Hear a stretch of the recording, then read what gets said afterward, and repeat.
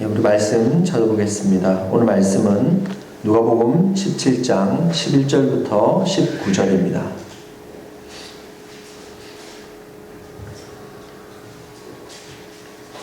누가복음 17장 11절부터 19절입니다. 우리 한 절씩 교독하도록 하겠습니다. 누가복음 17장 11절부터 19절입니다. 예수께서 예루살렘으로 가실 때에 사마리아와 갈릴리 사이로 지나가시다가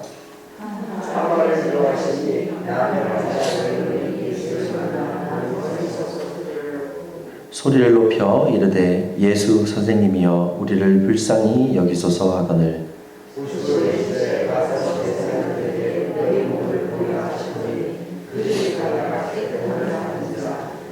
그 중에 한 사람이 자기가 나은 것을 보고 큰 소리로 하나님께 영광을 돌리며 돌아와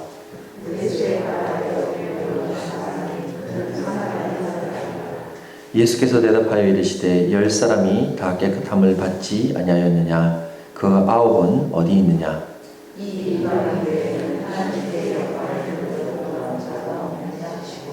같이 읽겠습니다. 그에게 이르시되 일어나 가라 내 믿음이 너를 구원하였느니라 하시더라. 아멘. 오늘 본문 관련된 성화는 제임스 크리스텐슨의 10명의 나방 환자라는 성화라기보다는 일러스트입니다. 현대 화가라 그려진 지 몇 년 되지 않았어요.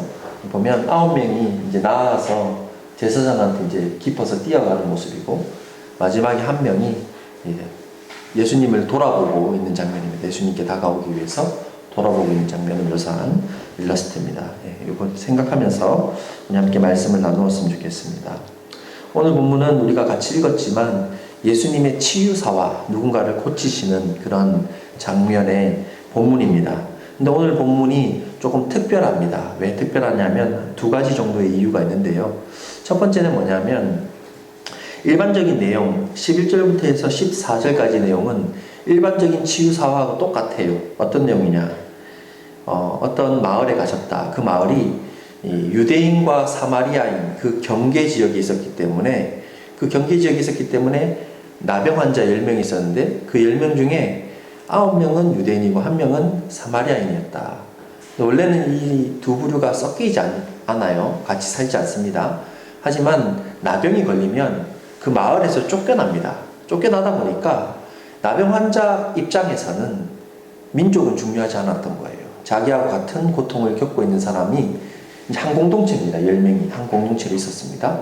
있다가 예수님께서 오신다는 소식을 듣고 이 사람들이 우리를 불쌍히 여겨달라고 예수님께 말합니다. 그러자 예수님께서 이 10명을 고치십니다. 제사장에게 가서 네 몸을 보이라. 이건 구약에 보면 나병이 나으면 제일 먼저 하는 일이 뭐냐면 제사장한테 가서 확인 절차를 밟습니다.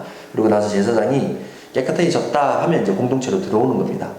그렇게 해서 나았다라는 장면이 14절까지 내용입니다. 여기까지는 일방적으로 예수님한테 요구하고 고침을 받는 장면으로 똑같아요. 근데 특별한 게 뭐냐? 여기 첫 번째 특별한 것은 뭐냐면 사마리아 사람이 예수님께 돌아왔다라는 겁니다. 돌아왔다. 이게 중요합니다. 또 두 번째 이제 중요한 이유는 뭐냐면 여기 나오는 그 예수님의 말씀 19절에 보면 일어나 가라 내 믿음이 너를 구원했다. 많은 사람을 고치시고 심지어 죽은 사람도 살리시는데 누가복음에 보면요 네 믿음이 너를 구원했다 이 말씀이 딱 4번 나옵니다. 그 중에 한 본문이 바로 이 본문이기 때문에 그렇습니다. 무엇이 이 사마리아 사람이 믿음이 너를 구원했다라고 말하겠는가? 이 부분에 우리가 집중을 하면 좋을 것 같습니다. 그래서 14절까지는 보통의 치유 본문이지만 15절부터 해서 19절이 더해짐으로 말미암아 오늘 본문이 굉장히 중요한 의미를 가지고 있고 지난 몇 주 동안 우리가 예수님의 비유 말씀을 통해서 예루살렘으로 올라가시고 이제 죽으실 텐데 자신을 따르는 제자들에게 무엇이 하나님 나라 백성의 삶인가? 어떻게 나를 따라와야 되는지를 예수님께서 설명하셨습니다. 근데 여기 오는 본문을 통해서 내 믿음이 너를 구원했다 이 말은 나를 따라오는 제자의 삶을 보여줬다는 거예요. 이 사람이. 이게 굉장히 중요하다고 볼 수 있습니다. 먼저 주님께서 내 믿음이 너를 구원하셨다라고 얘기했고, 누가복음에는 네 본문 4번 정도밖에 그 말이 나오지 않았다라고 말씀하고 있습니다. 첫 번째, 어디에서 이 내 믿음이 너를 구원했다라는 말이 나오냐면 누가복음 7장 50절에 보면 향유 부은 여인이 나옵니다. 예, 우리 다 알고 있죠? 예수님 향유 부어서 예수님의 발을 씻는 여인. 우리 한번 같이 읽어보겠습니다. 7장 50절 한번 같이 본문 읽어보겠습니다. 예수께서 여자에게 이르시되 내 믿음이 너를 구원하였으니 평안히 가라 하시니라. 예. 두 번째 본문은 뭐냐면 누가복음 8장 48절입니다. 혈류병 잃은 여인. 예, 사람들 사이에 몰래 가서 예수님의 옷자락을 잡았고 예수님께서 그걸 아시고 고쳐주시는 장면이죠. 8장 48절 한번 같이 읽어보겠습니다. 예수께서 이르시되 따라 내 믿음이 너를 구원하였으니 평안히 가라 하시더라. 그리고 세 번째 나오는 본문이 오늘 본문입니다. 19절 같이 한번 읽어보겠습니다. 그에게 이르시되 일어나 가라 내 믿음이 너를 구원하였느니라 하시더라. 마지막에 언제 나왔냐면 요 본문 다음 장입니다. 18장 42절 여리고 근처에 맹인을 낳게 장면인데요. 오늘 한번 42절 같이 읽어보겠습니다. 예수께서 그에게 이르시되 보라 내 믿음이 너를 구원하였으니 하시매. 예. 여기 나오는 이 향유 부은 여인, 혈류병 앓은 여인, 그리고 오늘 본문 여리고 근처의 맹인, 예수님께서 똑같이 내 믿음이 너를 구원했다라고 말씀하고 있는데 공통점이 있습니다. 이 사람들한테는요. 뭐냐? 먼저 향유 부은 여인은 어떤 믿음이 컸길래 구원을 했다라고 주님께서 말씀하고 있냐면 당시에는 이 머리를 여자 머리카락을 가렸어요. 다른 남자들에게, 남편 외에 다른 남자들에게 이 머리카락을 보여준다는 것은 그 여자의 죽음을 뜻했습니다. 그런데 당시 예수님께서 바리새인 집에 초청을 받아서 밥을 먹으러 갔는데 손 씻을 물도, 원래 손님을 대접하면 손 씻을 물, 발 씻을 물을 줍니다. 근데 의도적으로 그걸 주지 않았어요. 그 말은 뭐냐면 초대한 것이 그 사람을 존경해서 초대한 것이 아니라 뭔가 헐뜯고 뭔가 책 잡기 위해서 예수님을 초대했는데 그걸 보고 있었던 여인이 자신이 준비했던 그 향유를 깨서 머리카락으로 그 향유를 바르시켰다. 이 말은 자기 목숨을 걸고 예수님 앞에 그 은혜에 보답하는 행위를 했다는 겁니다. 그래서 예수님께서는 그냥 그 동네를 떠나시면 끝이에요. 근데 그 여자는 죽잖아요. 예수님께서 뭐라 말씀하시냐면 네 믿음이 너를 구원했다. 그 말은 두 가지 의미가 있습니다. 첫 번째는 그 행위 자체가 자신의 목숨을 걸고 한 그 행위 자체가 구원받을 만한 믿음이 있다라는 것을 말하고 있고, 두 번째는 뭐냐면 그렇게 말함으로 말미암아 그 여인을 죽이려고 할 그 바리새인들의 눈이 어디로 가냐면 예수님께로 가는 거예요. 예수님께서 내가 대신 죽을게 이 말입니다. 예.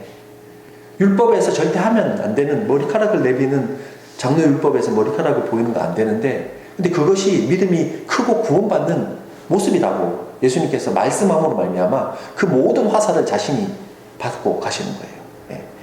예. 첫 번째는 그런 내용이고요. 두 번째는 혈류병 앓은 여인도 당시에는 하혈하는 여인은 구약 율법을 보면 공동체 내에서 쫓겨나 있어야 됩니다. 하혈이 그치고 나야 돌아올 수 있었습니다. 많은 사람들이 있었는데 이 여자가 몰래 가서 예수님의 옷자락을 만집니다. 그게 들켰을 때 사람들이 하혈하는 여인이라는 것을 알았을 때 이 여자도 죽을 수밖에 없는 그런 상황에 있었던 여자입니다. 하지만 예수님께서 나를 구원해 주실 것이다. 나의 문제를 해결해 주실 것이다 라는 믿음이 있었고 그것을 만졌고 예수님께서 그걸 보시고 돌이켜서 그 여자를 지목해서 네 믿음이 너를 구원했다. 이렇게 말씀하고 있습니다. 세 번째 본문이 오늘 본문이고요. 네 번째 본문은 뭐냐면 여리고라고 하면 이제 예루살렘 바로 직전이죠. 직전이라서 이제 예루살렘 입성이 앞인데 맹인이 예수님 앞에 부르짖습니다. 다윗의 자손 예수여, 나를 구원해 주십시오. 나를 고쳐 주십시오.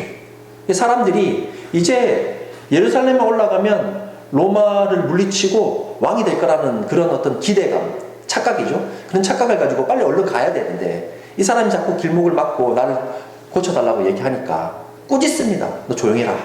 근데 예수님께서 그 장면을 봐요. 근데 이 사람이 계속 소리칩니다. 나를 도와달라고, 나를 불쌍히 여겨달라고. 예수님이 그걸 보면서 네 믿음이 너를 구원했다, 이렇게 말씀하고 있습니다. 공통점이란 건 뭐냐? 그들 모두가 예수님이 어떤 분인지, 내 삶에, 내 존재에 예수님이 얼마나 큰 분인지를 알고 믿었고 행동했다라는, 그래서 구원을 입었다라는 공통점이 있다라는 것입니다. 오늘 본문에 이 병행 본문이 있는데요. 오늘 본문의 병행 본문이 어떤 본문이냐면 열왕기 하에 나오는 나하만 장군 이야기입니다. 오래 교회를 다니신 분들은 아실 거예요. 이스라엘하고 적이 있었습니다. 아람이라는 나라예요. 우리나라로 따지면 한국과 일본 정도의 그렇게 적대적인. 근데 당시엔 아람이 훨씬 더 국력이 셌었습니다. 이 나하만 장군은 왕 다음 2인자였어요. 2인자. 그래서 이 나병이 걸렸는데 아무리 해도 고칠 수가 없었습니다. 당시에 이스라엘과의 전쟁 속에서 한 여자애를 노예로 잡아왔는데 그 여자아이가 종으로, 나하만 장군 집에 종으로 있다가 이 여자아이가 얘기를 해요. 이스라엘 땅에 가면 위대한 선지자 엘리사가 있다. 그분한테 가서 부탁을 하면 고쳐줄 수도 있다. 예. 그러자 이 나하만이 처음엔 어떻게 얘기했냐면 권위로, 국가의 힘으로 눌러서 그 엘리사를 만나려고 합니다. 그 이스라엘에게 압력을 넣고 그래서 낫게 하려고 그 사람을 만나려고 합니다. 근데 엘리사가 만나주지 않아요. 기분 나쁘겠죠. 엘리사가 뭐라 말하냐면 저기 요단강가 가서 몸을 씻어라. 그럼 낫게 된다. 아니 나를 만나주지도 않고 깨끗한 물도 아니고 정말 물이 안 좋은 요단강에 가서 몸을 씻으라니까 기분이 나빠서 돌아가려고 합니다. 근데 여종이 이렇게 얘기해요. 그 가서 몸 씻는 거 아무것도 아니지 않냐. 자존심, 내 속상한 거 내려놓고 몸 씻어서 깨끗해지는 게 그게 더 나은 거 아니냐. 설득을 합니다. 그래서 나하만이 씻어요, 몸을. 씻었더니 정말 말대로 깨끗하게 됩니다. 그리고 나서 거기서 끝나면 좋은데 오늘 본문하고 똑같이 되게 특별한 내용이 나와요. 어떤 내용이냐면 나하만 장군이 처음에는 하찮게 여겼거든요. 엘리사라는 사람을. 자기 나라의 국력을 생각하면서 이스라엘을 하찮게 생각을 했었습니다. 나음을 받고 나서 깨닫습니다. 자신의 나라에도 신이 있었습니다. 근데 그 신이 진짜 신이 아니라 하나님만이 유일하신 분이시라는 것을 깨닫습니다. 그래서 엘리사한테 고백을 합니다. 내가 한 분 하나님을 내가 믿습니다. 그러고 나서 부탁을 합니다. 하지만 내 위치가 왕 다음에 2인자이기 때문에 왕이 우리나라의 신을 제사드리기 위해서 들어갈 때 내가 그 사람하고 같이 가서 똑같이 절을 해야 됩니다. 근데 내 마음속에는 유일한 신은 한 분 하나님밖에 없습니다. 그것을 어떻게 해야 될지 용서해 달라고, 내 마음은 하나님께 있다라고 얘기합니다. 그러자 엘리사가 그렇게 하라라고 얘기합니다. 그렇게 하라.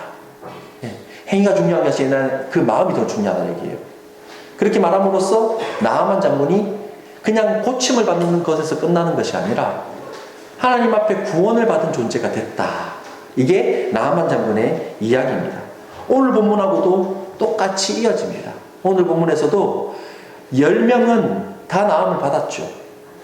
근데 한 명은 나음을 받는 것을 넘어서서 구원을 받게 되는 내용이 오늘 본문의 내용입니다. 오늘 본문의 내용에서 중요한 것이 3가지가 있습니다. 이 3가지만 기억을 하셔도 여러분들에게 도움이 될 것 같습니다. 첫 번째는 뭐냐면 우리라는 존재는 주님을 통해서 내 필요를 채운 것에서 끝나는 것이 아니라 내가 아프면 낫고 내가 힘든 일이 있으면 그것이 해결이 되고 여기서 끝나는 것이 아니라 새롭게 태어났다, 살아가고 있다, 구원받았다는 것을 깨달아야 된다. 이게 첫 번째 중요한 내용입니다. 왜 이게 중요한 거냐? 주님을 우리의 필요를 채워주는 도구라고 생각하면서 살아가면 안 됩니다. 마치 지니의 램프처럼 슥싹슥싹 비비면 내 소원을 들어줄 그런 분으로 우리가 착각하고 살아가면 안 돼요.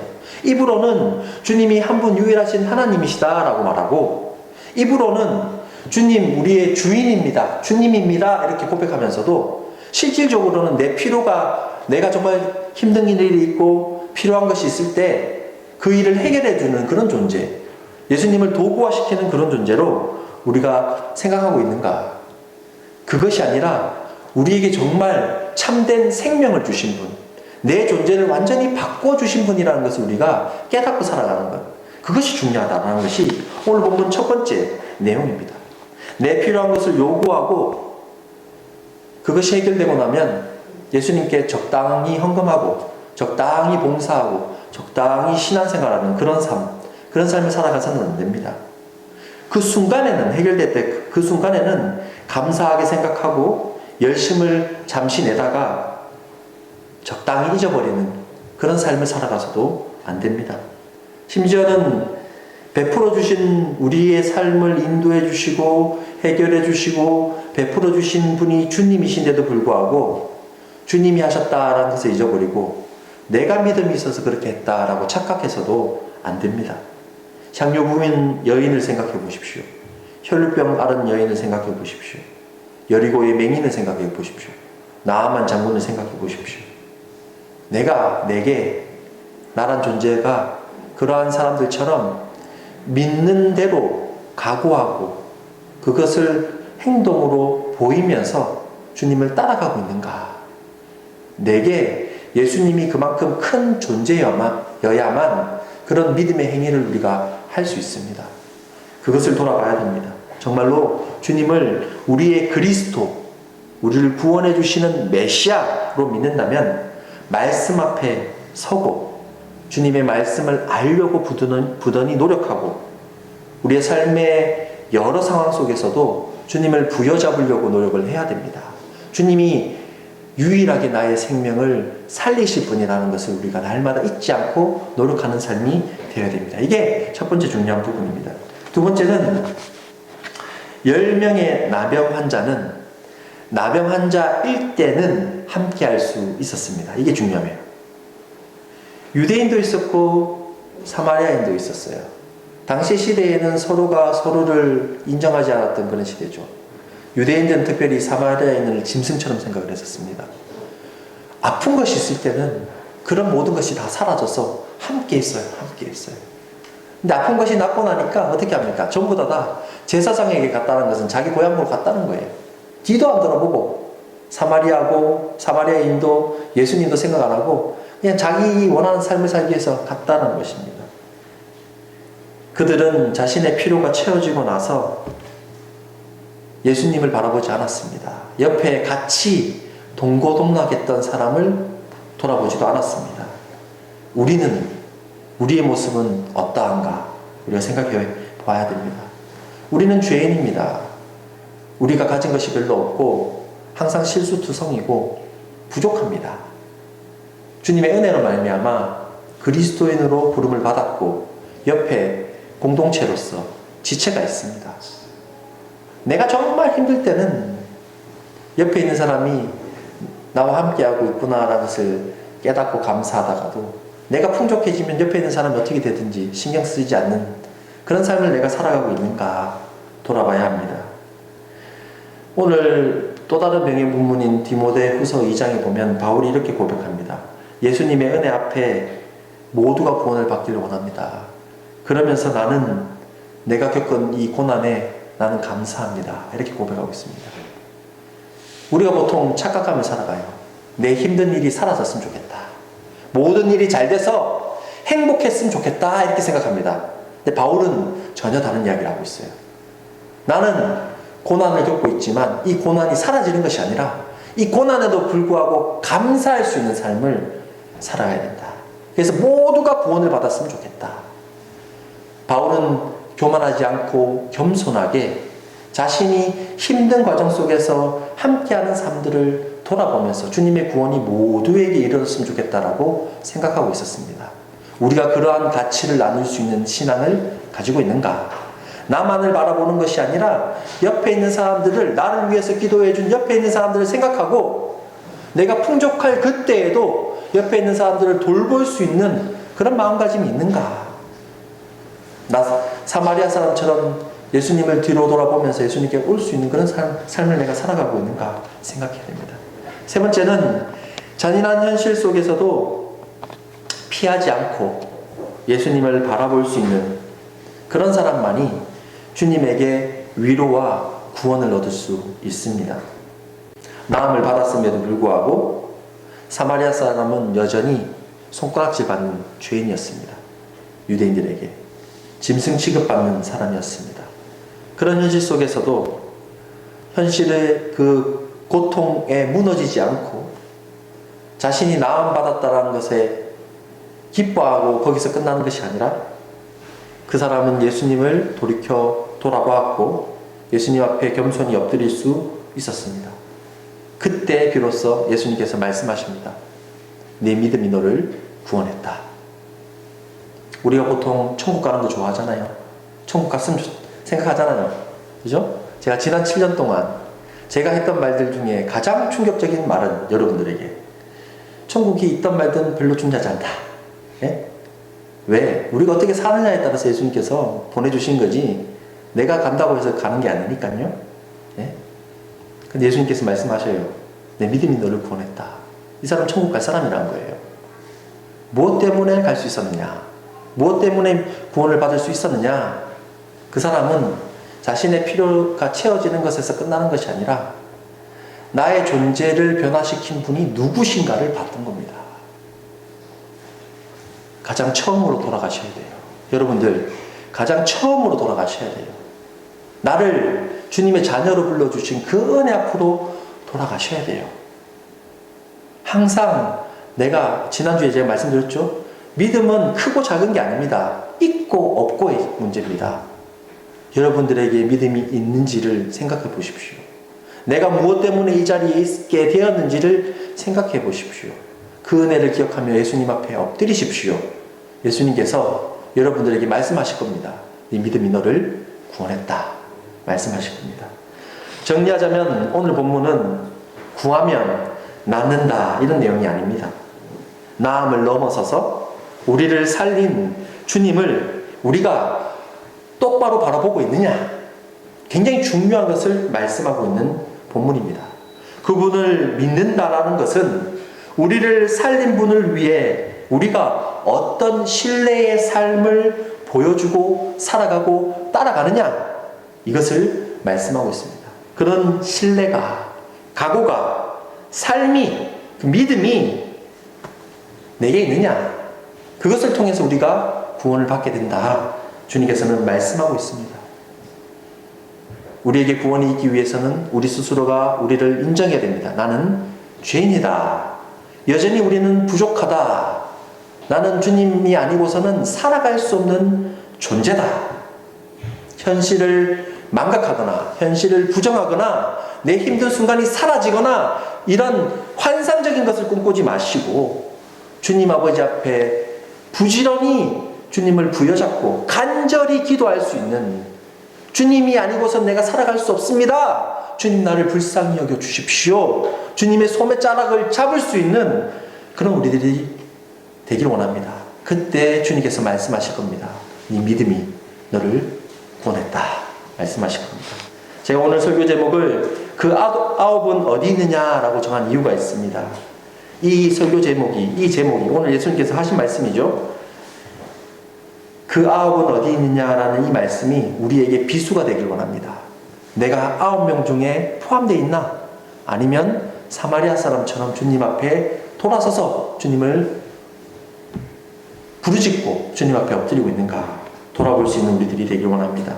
우리는 그저 우리의 필요를 얻는 것에서 끝나는 그런 신앙이 아니라 주님께서 우리를 자녀 삼아 주신 것에 감사하고 새로 살아 있는 것에 감사하고 내가 숨 쉬고 있는 것에 감사하고 주님께서 내 뜻대로 되진 않더라도 주님께서 나를 인도해 주신 것에 감사하고 내 사랑하는 사람들이 내 옆에 있음에 감사하고 옆에 있는 지체들이 나를 위해서 기도해 주고 있음에 감사하며 그것에 대해서 응답하며 그들을 위해서 기도하고 주님께 부르짖을 수 있는 그런 우리들이 되길 원합니다.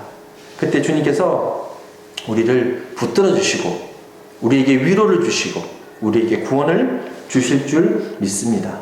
마지막으로 시편 병의 본문 말씀을 우리 한번 같이 읽고 말씀 맺으려고 합니다. 공동번역입니다. 시편 111편 10절 우리 같이 한번 한 목소리 읽어보겠습니다. 야훼를 경외하는 것이 지혜의 근원이요 그대로 사는 사람이 슬기를 깨친 사람이다. 주님 찬송 영원히 울려라. 네. 주님을 돌아보고 주님을 경외하고 그 뜻대로 살아가는 사람이 세상에서 가장 지혜로운 사람입니다. 그러니까 주님 아버지 앞에 영광과 찬양과 그 은혜에 감사할 수 있는 도토리 가족들이 되길 원합니다. 기도하겠습니다. 사랑해 주님 감사합니다. 10명 중에 1명만이 나음을 입은 것에서 끝나는 것이 아니라 그 존재가 새롭게 변하게 되었음을 우리가 바라봅니다. 주님, 우리를 주님의 자녀로 불러주신 주님, 저희들의 삶이, 저희들의 신앙이 어디에 있는지 우리가 우리 스스로 돌아보길 원합니다. 내 필요를 채워서 주님을 도구화시키고 그저 그렇게 내 마음대로 살아가고 있는 삶인지, 아니면 주님께 돌아와서 주님의 은혜에 감사하며 부단히 주님 우리와 함께 해주십시오라고 고백하고 있는 삶인지 우리가 돌아보며 아버지 앞에 감사하며 주님을 통해서 진정으로 살아갈 수 있는 그런 우리들이 되길 원합니다. 주님을 통해서 우리가 새 생명을 얻는 이들이 되길 원합니다.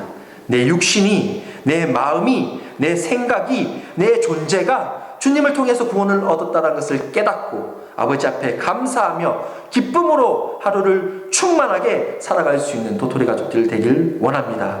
성령 하나님, 저희들을 붙잡아 주십시오. 은혜로 저희들을 불러 주십시오. 그 은혜를 기억하고 잊지 않고 감사하며 살아가고 그것을 나눌 수 있는 귀한 존재들이 되길 원합니다. 주님, 저희와 함께하여 주십시오. 감사드리며 예수님의 이름으로 기도드립니다. 아멘. 우리 찬송가 436장 찬양드리겠습니다.